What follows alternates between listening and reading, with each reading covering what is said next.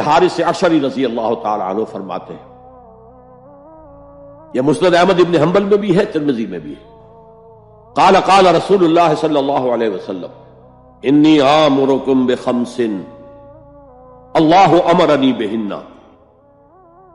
یہ ایک روایت میں اضافی الفاظ ہیں، اللہ امرنی بہن، دوسری میں نہیں ہے۔ انی آمرکم بخمس کے بعد شروع ہو جاتی ہے بالجماعت والسمع والطاعت والہجرت والجہاد فی سبیل اللہ۔ مسلمانوں میں تمہیں 5 باتوں کا حکم دے رہا ہوں، اور یہ حکم اللہ نے مجھے دیا ہے، حالانکہ آپ کو بھی حکم دینے کا اختیار ہے، لیکن آپ نے تاکید کے لیے کہا، میں اپنی طرف سے نہیں کہہ رہا، میں پہنچا رہا ہوں۔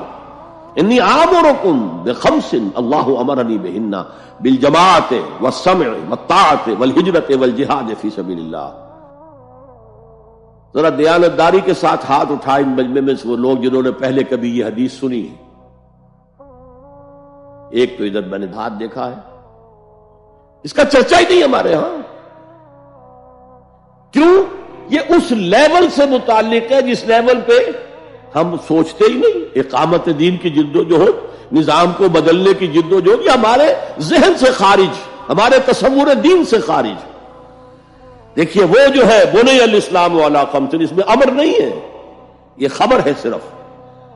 اسلام کی بنیاد 5 چیزوں پر قائم ہے، شہادت اللہ الہ الا اللہ وان محمد رسول اللہ، واقام الصلاۃ وایتاء الزکوٰۃ وصوم رمضان وحج البیت من استطاع الیہ سبیلا۔ یہ حدیث کس کو نہیں معلوم؟ متن یاد نہ ہو یہ بات دوسری ہے، کس کو نہیں معلوم 5 ارکان اسلام حضور نے بتائے ہیں؟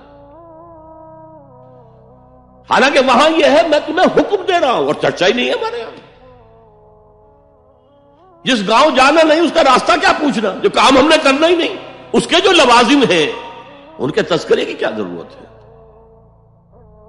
یہ ہے ہمارا اس وقت کا عام مسلمانوں کا تصور۔ زیادہ سے زیادہ یہ کہ دین کو پھیلاؤ، پہنچاؤ، کتابوں سے، رسالوں سے، ویڈیو سے، آڈیو سے، مواعظ سے، درس قرآن سے، ترجمہ قرآن سے، یا تو یہ کہ اپنی ذاتی نیکی کا تصور ہے، اور یا پھر اس سے اوپر صرف یہ دعوت و تبلیغ۔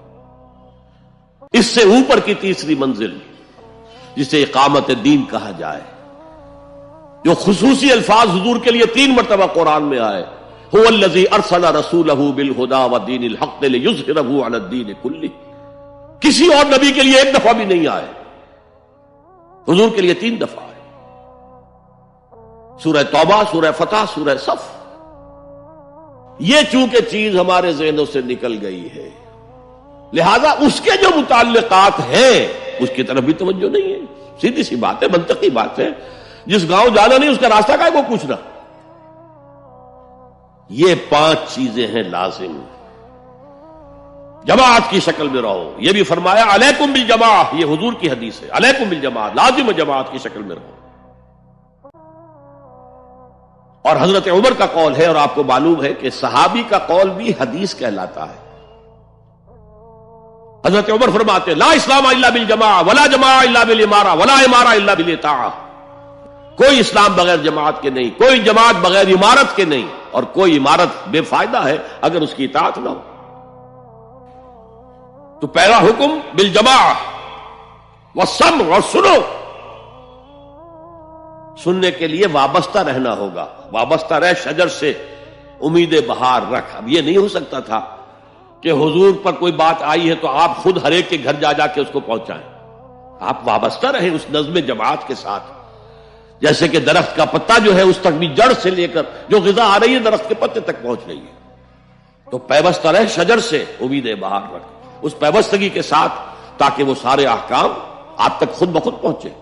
والطاعہ، اور اطاعت۔ 3 چیزیں ہو گئی، بالجماعت والسمع والطاعت والہجرت والجہاد فی سبیل اللہ۔ اور میں اس کی حقیقت پہلے بھی بیان کر چکا ہوں۔ ہجرت، اس کی بنیاد کیا ہے؟ حضور سے پوچھا گیا ای الہجرت افضل یا رسول اللہ، اے اللہ کے رسول سب سے اعلیٰ اور سب سے افضل ہجرت کون سی ہے؟ فرمایا ان تہجر ما کرہ ربک، ہر اس چیز کو چھوڑ دو جو تمہارے رب کو پسند نہیں ہے۔ آج اپنے گریبان میں جھانکیے، جو چیز زندگی میں غلط ہے شریعت کی روح سے، طے کیجئے کہ اب نہیں ہوگی، اب ختم کر دوں گا، ہجرت شروع ہو گئی آپ کی۔ ان تہجر ما کرہ ربک، ہر اس چیز کو ترک کر دو، چھوڑ دو جو تمہارے رب کو پسند نہیں۔ اور آخری ہجرت تو آئے گی وہ اقامت دین کے آخری مرحلے میں، جب اقدام ہوگا، جب نظام کو چیلنج کیا جائے گا، پھر جو ہجرت ہوگی وہ فرض ہجرت ہوتی ہے۔ مدینے کی ہجرت فرض تھی، ہجرت حبشہ فرض نہیں تھی۔ وہ تو جن لوگوں کی ہمت جواب دے رہی تھی اور جو پرسیکیوشن ہو رہی تھی اور جو تشدد ہو رہا تھا اس کو برداشت نہیں کر پا رہے تھے، انہیں اجازت دے دی گئی کہ ٹھیک ہے چلے جاؤ، حبشہ کی طرف ہجرت کر جاؤ۔ مدینے کی ہجرت فرض تھی۔ اگر کوئی ہجرت نہیں کر رہا، ما لکم من ولایتہم من شیء حتی یہاجروا، تو اے مسلمانوں تمہارا ان سے کوئی تعلق نہیں ہے جب تک کہ وہ ہجرت نہ کرے۔ بلکہ سورہ نساء میں اس کو بھی ایک طرح کا نفاق قرار دیا گیا۔ تو وہ ہجرت بڑی ہجرت ہے، گھر بار چھوڑ کر، اور مکے والے جو گئے تھے چھوڑ کر، وہ قریش کے بھیڑیوں کے رحم و کرم پر چھوڑ کر گئے تھے اپنے گھر والوں کو، اور ان کا سارا گھر کا سامان لوٹا گیا تھا، اور اس سارے سامان سے وہ کیپٹل فراہم کیا گیا تھا جس کو لے کر ابو سفیان کا قافلہ گیا تھا شام کی طرف، جس کا حضور نے پیچھا کیا تھا لیکن وہ نکل گیا تھا۔ جب وہ واپس آ رہا تھا تب حضور نے پھر اس کو کنفرنٹ کرنے کے لیے مدینے سے باہر نکل کر پروگرام بنایا، لیکن وہ اللہ کو کچھ اور منظور تھا، ادھر سے لشکر آ گیا اور جنگ ہو گئی، جنگ بدر ہو گئی۔ تو ہجرت کیا ہے؟ شروع سے ہجرت کیا ہے؟ ان تہجر ما کرہ ربک، اور سب سے اوپر کیا ہے؟ گھر بار، اپنے آباء و اجداد کی وطن جہاں آپ کے آباء و اجداد دفن ہے، چھوڑو جاؤ، اور جاؤ وہاں جہاں پوری طاقت مرکوز ہو جائے تاکہ آپ نظام باطل کو چیلنج کرنے کے لیے ساری طاقت ایک جگہ جمع کر سکیں۔ اور جہاد پوچھا گیا ای الجہاد افضل یا رسول اللہ، سب سے افضل جہاد کون سا ہے اللہ کے رسول؟ فرمایا ان تجاہد نفسک فی طاعت اللہ، کہ اپنے نفس کے خلاف جہاد کرو، اسے اللہ کا مطیع بناؤ۔ وہ سرکش ہے، وما ابرئ نفسی ان النفس لامارۃ بالسوء، یہ نفس جو ہے امارۃ بالسوء، برائی کا حکم دینے والا ہے، اس کے خلاف کشاکش کرو اور اس کو دباؤ، اسے اللہ کے سامنے جھکاؤ، یہ جہاد افضل ہے۔ اور بلند ترین جہاد قتال فی سبیل اللہ، ان اللہ یحب الذین یقاتلون فی سبیلہ صفا کانہم بنیان مرصوص۔ یہ ہے وہ حدیث